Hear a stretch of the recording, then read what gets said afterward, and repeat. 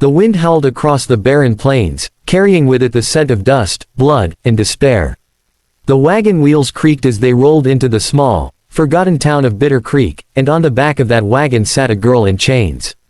Her wrists were raw from the iron, her face pale and hollow, her eyes carrying a silence so heavy it could have broken the earth itself. Folks in the street stopped what they were doing. Men spat tobacco into the dirt, women clutched their shawls tighter, children stared wide-eyed at the spectacle. "Daddy, is she dying?" A little boy's voice rang out, trembling yet curious. Sheriff Caleb Ward turned, his hand resting gently on his son's shoulder. The boy's blue eyes reflected the fragile figure bound on the wagon. Caleb swallowed hard before he answered, because truth and comfort rarely lived in the same breath. "She's not dead yet," he muttered, his gaze fixed on the broken stranger. "And as long as she's breathing, we don't turn away." The driver of the wagon, a bounty man whose face was carved out of stone, yanked the girl to her feet. She stumbled, her chains clinking like the toll of a funeral bell. Her bare feet scraped against the wooden steps of the sheriff's office as she was shoved inside. Caleb followed, his boots echoing against the worn planks. Her name wasn't given. The bounty man simply shoved a paper across the desk. "Found her half-starved, bound for auction down south. Don't know what she done. Don't care. But the man who paid me to bring her here ain't showin'."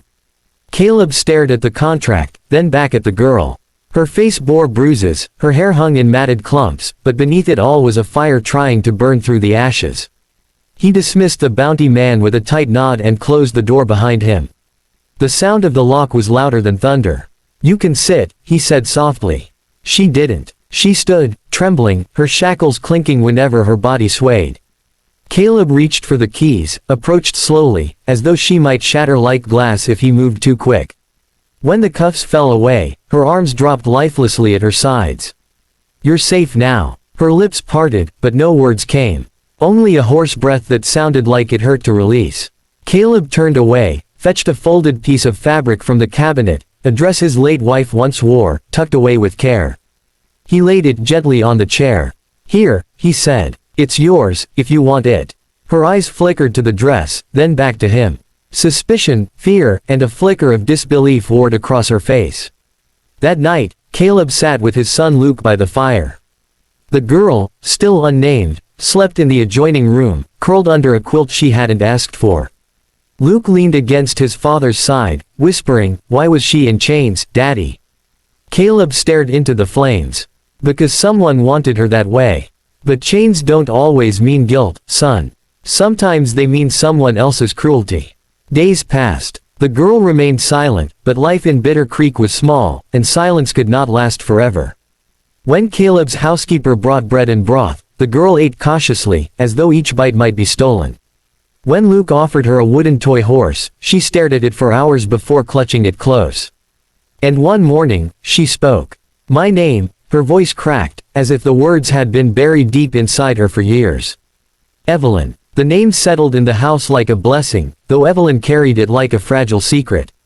It was not long before whispers spread through Bitter Creek. Some said she was an outlaw, others a runaway, others claimed she bore a mark of shame that no decent man should shelter.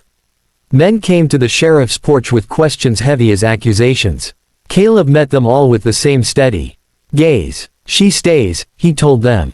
One night, the wind turned sharp and violent. Caleb heard the pounding of hooves before the knock at his door.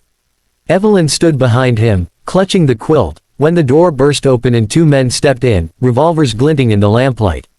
"That girl belongs to us," one sneered, his teeth stained with tobacco. "We paid for her fair and square." Evelyn froze. Her breath hitched like she'd been struck.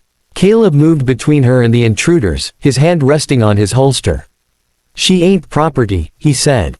His voice was iron. "Not here. Not ever." The standoff stretched long enough for sweat to bead at the men's temples. Finally, they backed down, spitting curses as they stormed into the night. But their threat lingered like smoke in the rafters. Evelyn trembled, and Luke, brave in his innocence, took her hand. "You're safe with us," he whispered. The days that followed tested every ounce of Caleb's resolve. Rumors sharpened into knives. Strangers rode into town asking about a chained girl, men with hard eyes and cruel hands. Evelyn tried to make herself small, but she could not hide the scars on her back, nor the nightmares that ripped her from sleep with muffled screams. One dawn, Caleb found her standing by the corral, watching the horses with a far-off look. "You don't have to stay," he said quietly. "If you want to run, I won't stop you." She turned to him, her eyes brimming with a defiance he hadn't seen before. "I don't want to run. I want to live." Caleb nodded once. "Then you'll live here. As long as you choose." The trouble, however, did not end.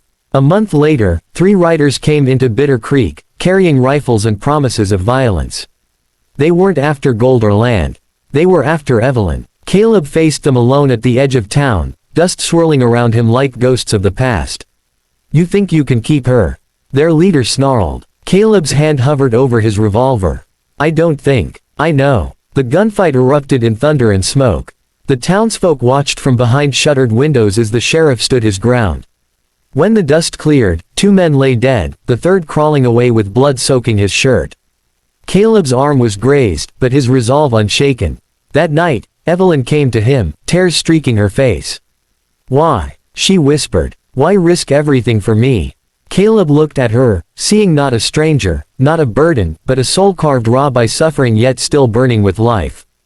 "Because no one gave you a choice," he said. "And everyone deserves at least one." For the first time, Evelyn smiled. It was faint, trembling, but real. Seasons turned. Evelyn began to walk freely through Bitter Creek, her chains replaced by dresses sewn by kind neighbors, her silence replaced by laughter shared with Luke.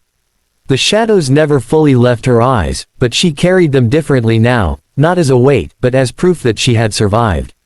One evening, as the sun bled red over the horizon, Luke tugged at her hand. "You ain't dying anymore, are you?" Evelyn knelt, brushing a strand of hair from his face. "No, sweetheart," she whispered. "I'm living." And as the sheriff watched from the porch, a quiet peace settled over Bitter Creek. Not because danger was gone, it never was, but because a girl once bound in chains had been given something greater than freedom. She had been given a name, a dress, and a second life. The wind still howled across the plains, but in that little town, it carried something new. Not despair, not blood, but hope, fragile, fierce, and unyielding.